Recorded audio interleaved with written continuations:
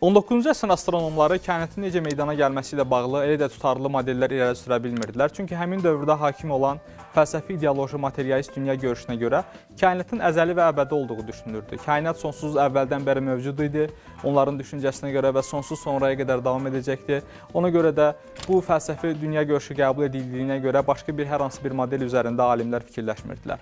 Bu düşüncənin mənbəyi isə qədim Yunanistandakı materialist filosoflar idi. Həmin bu filosoflar maddəni mütləq şəkildə qəbul edirdilər və bu düşüncəni kosmologiya, astronomiyaya tətbiq etmişdilər və bununla da kainatın əzəli və əbədi olduğu düşüncəsi nəticəsinə gəlmişdilər. Və həmin bu materialist dünya görüşünü intibah dövründə gündəmə gətirən əsas filosoflardan biri isə Immanuel Kant idi. Orta əsrlərdə əslində kilsənin hakim olduğu dövrdə bu düşüncələr elə də qəbul edilmirdi, yəni materialist dünya görüşü elə də qəbul edilmirdi, amma Immanuel Kant vasitəsilə bu düşüncələr artıq intibah dövründə qəbul edilməyə başladı və daha sonraki yaşayan filosoflar Karl Marx və Friedrich Engels tərəfindən bu düşüncələr 20-ci əsrə qədər ötürüldü.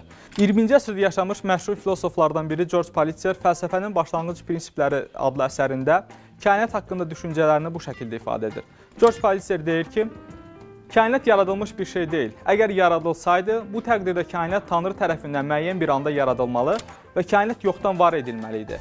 Yaradılışı qəbul etmək üçün hər şeydən əvvəl kainatın mövcud olmadığı bir anın varlığı, sonra da heçlikdən, yəni yoxluqdan bir şeyin ortaya çıxmasını qəbul etmək lazımdır. Bu isə elmin qəbul etməyəcəyi bir şeydir. Amma daha sonraki elmi kəşflər George Palitzer'in bu iddialarının yanlış olduğunu üzə çıxartdı. Belə ki, 1922-ci ildə Rus fizik Alexander Friedman Einstein'in ümumi nisbilik nəzəriyyəsinə əsaslanaraq hər hansı bir kiçik bir səbəbdən kainatın genişlənə biləcəyini və yaxud büzüşə biləcəyini iddiasını irəli sürdü. Amma Alexander Friedman bu nəzəriyyəsini müəyyən riyazi modellərə əsaslanmışdı, amma həmin dövrdə alimlər tərəfindən elə də rəğbət görmədi. Daha sonradan Belçikalı astronom George Lemaitre Friedmanın bu hesablamalarını daha da genişləndirdi, kainatın bir başlanğıcı olduğunu və bu başlanğıcdan etibarən daimi olaraq genişlənə biləcəyi iddiasını irəli sürdü.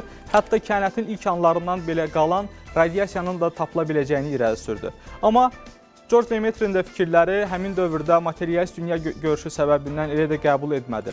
Ta ki 1929-cu ildə Amerikalı astronom Edwin Hubble'ın bir kəşfinə qədər.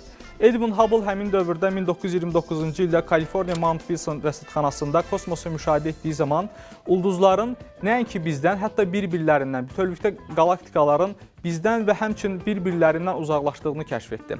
Bu, həmin dövrə qədər tapılmış çox mühüm bir kəşf idi, astronomiya tarixinin ən böyük kəşflərindən biri idi. Çünki ulduzların və qalaktikaların bir-birlərindən uzaqlaşması bu mənaya gətirir ki, kainat genişlənir. Əgər kainat genişlənirsə, o halda zamanda geriyə doğru getdiyimiz zaman daha kiçik bir kainat modeli meydana gəlir, daha da geriyə getdiyimiz zaman isə yoxluq meydana gəlirdi.